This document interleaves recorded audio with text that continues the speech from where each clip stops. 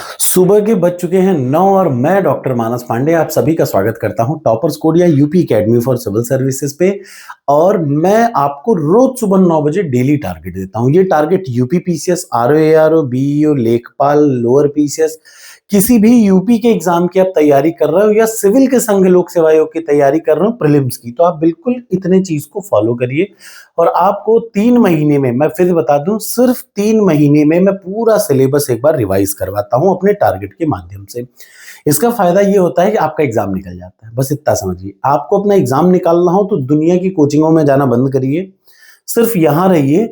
इससे सस्ता और इससे अच्छा क्लियर कट स्ट्रैटेजी आपको, आप देख लीजिए फिर मुझे बताइएगा। तो चलिए शुरू करते हैं। आज आज यानी आज से हम लोग एक नए सब्जेक्ट का टारगेट ले चल रहे हैं। सब्जेक्ट है साइंस।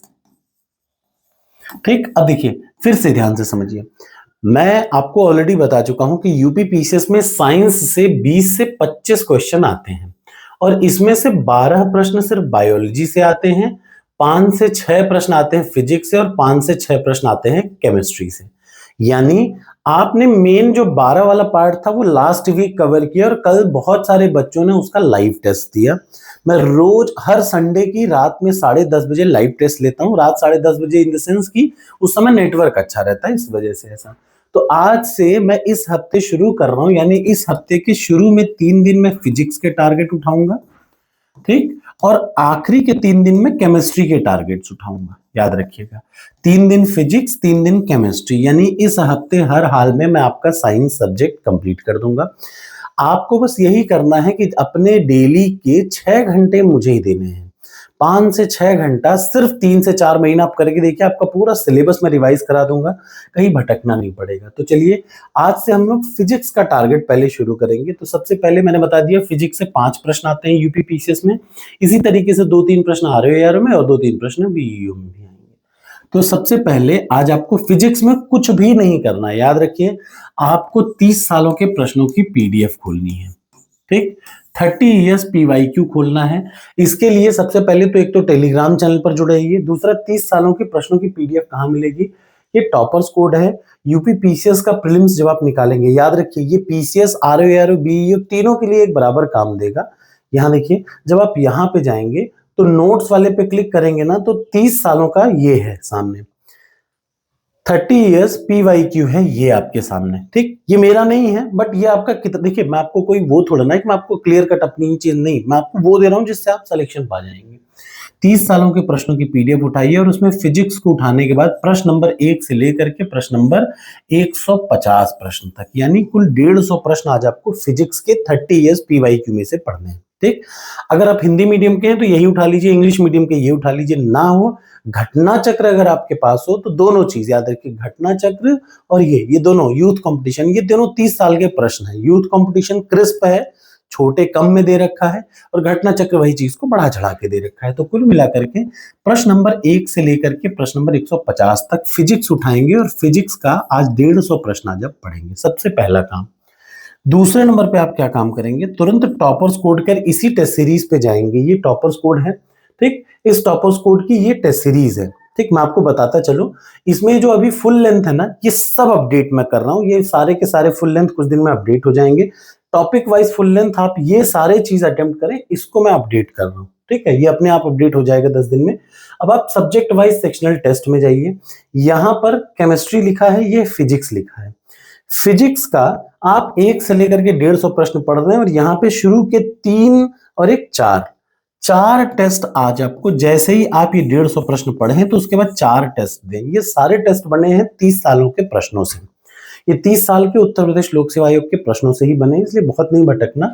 तो सबसे पहला काम, 150 प्रश्न आप अच्छे से पढ़ें। जब आप प्रश्न को पढ़ रहे हो ना, तो उसके एक्सप्लेनेशन को ज्यादा अच्छे से पढ़िएगा।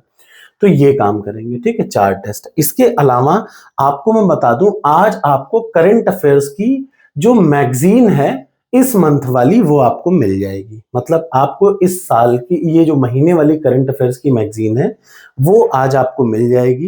देखिए मैं दिखा देता हूं, ये है, जैसे यहाँ पे लगा हुआ है ये मैगजीन आप देख पा रहे हैं, ई बुक है। इसी तरीके से जनवरी, फरवरी, मार्च का, ये मार्च चल रहा है, अप्रैल वाली हिंदी इंग्लिश की दोनों मैगजीन यहीं पे अपडेट हो जाएगी, ठीक। ये जो आप देख रहे हैं ई बुक वाले सेक्शन में। ये मेरी खुद की मैगजीन है, ये अभी तुरंत थोड़ी देर में यानी 11 से 12 बजे के बीच में अपडेट हो जाएगी।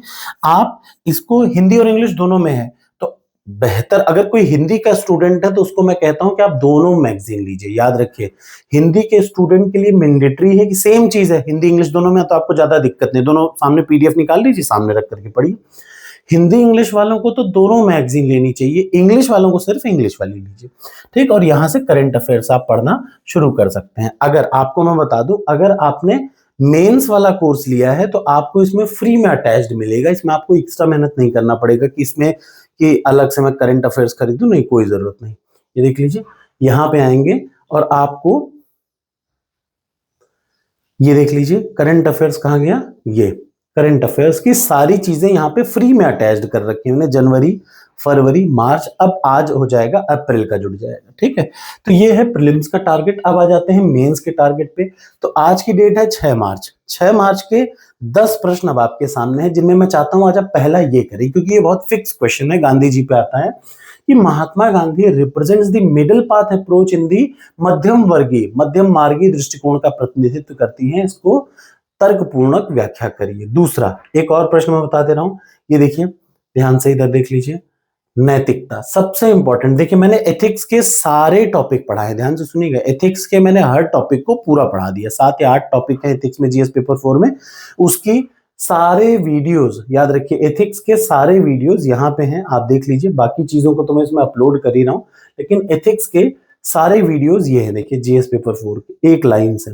तो कोई भी चीज आप पढ़ रहे हैं तो यहां से पहले वीडियो पढ़िए, सिंपल है, ये सारे इसमें लगे हुए हैं। उसके बाद यहां से प्रश्नों को पढ़िए। मानव व्यवहार में नैतिकता के आदर्श मूल्यों को विकसित करने में विवेकानंद के विचार कहां तक सफल रहे, पढ़िए, विवेकानंद के विचार उसमें है, ठीक है। उसके बाद इधर देखिए, discuss the role of Uttar Pradesh during non cooperation movement. तो मैं आज चाह रहा हूं आपसे कि आज आप जीएस पेपर 5 के कुछ ना करें तो इन दोनों प्रश्न, उत्तर प्रदेश के राज्य उच्च न्यायालय के गठन क्षेत्राधिकार की विवेचना करिए, एक, और दूसरा, और अगर कर पाए तो तीसरा। 3 प्रश्न, वैसे तो आपको 10 प्रश्न डेली लिखने की प्रैक्टिस होनी चाहिए, मैं डेली इसमें 10 प्रश्न दे भी रहा हूं, ठीक है। ये 10 प्रश्न है। इधर देखिए परिपत्र, ये यूपीपीसीएस, आरओ, बीईओ तीनों के लिए फिक्स है। ये देखिए परिपत्र है, पत्र लेखन कुछ ना करिए तो इसी को आज अटेम्प्ट कर लीजिए। चलिए, टारगेट एक्सेप्ट हो तो कमेंट बॉक्स में लिखिए यस।